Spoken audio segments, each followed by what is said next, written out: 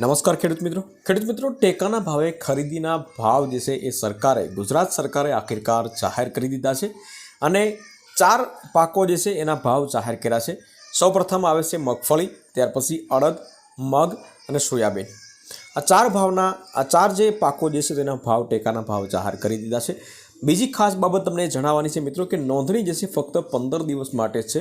એટલા માટે જો તમે ટેકાના ભાવે જો દેવા માગતા હોય, તમારે આવી રીતના કોઈ પણ મગફળી, અડદ, મગ અથવા તો સોયાબીન કોઈ પણ વાવેતર હોય અને સરકારી ભાવમાં દેવા માગતા હોય તો તમારે બને એટલું વહેલા તમારે ટેકાના ભાવમાં નોંધણી કરાવી લેવાની છે, બરાબર। નોંધણી ક્યાં કરાવવાની છે એના વિશે પણ આપણે વાત કરીશું।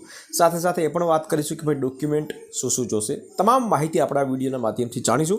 તો વિડીયોને લાસ્ટ સુધી જોતા રહેજો। તો ચાલો शुरू करिए।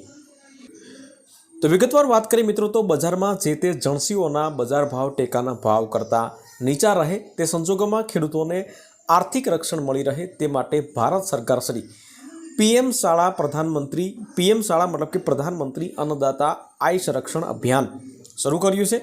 आ योजना अंतर्गत PSS हेठळ राज्य में आ पाकोना टेकाना भावे खरीदी करवा माटेनो निर्णय लेवामां आव्यो छे। जे अंगे चालू सीजन में मगफળી, मग, अड़द और सोयाबीन टेकाना भावथी खरीदवानुं आयोजन राज्य सरकार श्री मार्फत करवामां आव्युं छे, बराबर। आनो परिपत्र पण हूँ तमने बतावी दईश। पहला आपणे जाणी लीए टेकाना भावे खरीदी अंगेनी जाहेरात जे छे तो ए राज्य तमाम जिल्लाओं में खरीफ पाको मगफળી, मग, अड़द और सोयाबीन टेकाना भावे खरीदी माटे एनी तारीख जे छे ए जाहेर करी दीधी छे। मित्रों तारीख कई छे ए पण हूँ तमने कही दूँ। 1/9/2025 थी 15/9/2025 सुधी खेडूतोने नोंधणी करवा माटे पोर्टल खुल्लू रहेशे, बराबर। तो 1/9 થી 15/9 मतलब कि आवनारो जे महीनो छे ते 15 दिवस पहला जे छे तमे नोंधणी करी शकशो, ते पछी तमे नोंधणी नहीं करावी शको। तो खेडूत जाते अथवा तो ग्राम्य कक्षाए ई ग्राम केन्द्रों खाते VCA मार्फते तेमज ग्राम्य कक्षानी सरकारी मंडलीओ विना मूल्ये ऑनलाइन नोंधणी नाफेडना ई समृद्धि पोर्टल मार्फत करवामां आवनार छे।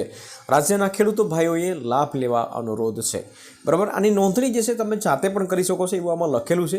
तो ए ज्यारे पण पोर्टल चालू थशे अने नोंधणी बनी शके के जाते थशे तो आपणे एक विडियो बनावशुं के भाई तमारे नोंधणी तमारा घरे बैठा केवी रीते करवी अने एना माटे शुं डॉक्युमेंट जोशे। तो चेनलने सब्सक्राइब ना करी होय तो सब्सक्राइब करी लेजो। अने जो तमने ख्याल ना होय तो गाममां VCE होय तो VCE मार्फत तमे नोंधणी करावी शकशो। ई ग्राम केन्द्रों जे छे सरकारी मंडलीमां पण तमे नोंधणी करावी शकशो, तमाम जग्याए नोंधणी करावी शकशो। परंतु ई समृद्धि पोर्टल जे छे ए जे ते समये मतलब के पहली तारीखथी तमे जो खोलशो तो तमने आ बधी वस्तु बतावशे। अलगथी आपणे एक विडियो बनावी लेशुं। खेडूत जाते आपणे आवी गयुं छे। गत वर्षे राज्यमांथी कुल 8,53,514 लाभार्थी खेडूतो पासेथी 16,223 करोड़ना मूल्यनी कुल 23,47,078 मेट्रिक टन जत्थानी विविध जणसीओना टेकाना भावे खरीदी करवामां आवेल हती, बराबर। चालू वर्षे खरीफ ऋतुमां राज्य सरकार द्वारा मगफળી, मग, अड़द, सोयाबीननी खेडूतो पासेथी पूरता प्रमाणमां खरीदी करवामां आवशे अने ते माटे सरकारश्री कक्षाएथी तमाम आगोतरा आयोजन हाथ धरेल छे। हवे मुख्य मुद्दानी वात करीए मित्रों, जे तमे राह जोई रह्या हता विडियोना एंडमां, तो टेकाना भाव जे छे तो केटला जाहेर कर्या छे एना विषे विगतवार वात करीए आपणे। खेडूतोने तेमनी उत्पादित जणसीओना पोषणक्षम भाव मळी रहे ते माटे भारत सरकारश्रीए वर्ष 2025-26 खरीफ पाको मतलब के मगफळीना जे छे तो ए 7,263 रुपया भाव नक्की कर्या छे। आ जे छे क्विंटल दीठ भाव होय छे, बराबर। क्विंटल मतलब के 5 मण क्विंटल थाय तो 7,263 गुणा 4 करशो એટલે તમને ખાંડીના ભાવ કેટલા હશે એ તમને ખ્યાલ પડી જશે। તો મગફળીના આ વખતે ખાંડીના ભાવ જે છે લગભગ 29,000ની આસપાસ થાય છે, બરાબર। મગની વાત કરીએ તો 8,768 રૂપિયા 5 મણના, ત્યારે અડદની વાત કરીએ તો 7,800 રૂપિયા, સોયાબીનની વાત કરીએ તો 5328 રૂપિયા પ્રતિ ક્વિન્ટલ ટેકાના ભાવો જાહેર કરવામાં આવ્યા છે, બરાબર।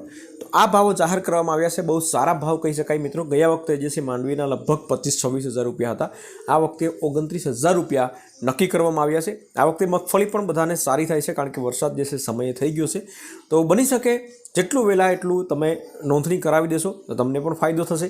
બીજી વસ્તુ કે એમાં કટ ન હોય તો કટ પણ આપણા માટે ફાયદાવાળી હોય છે।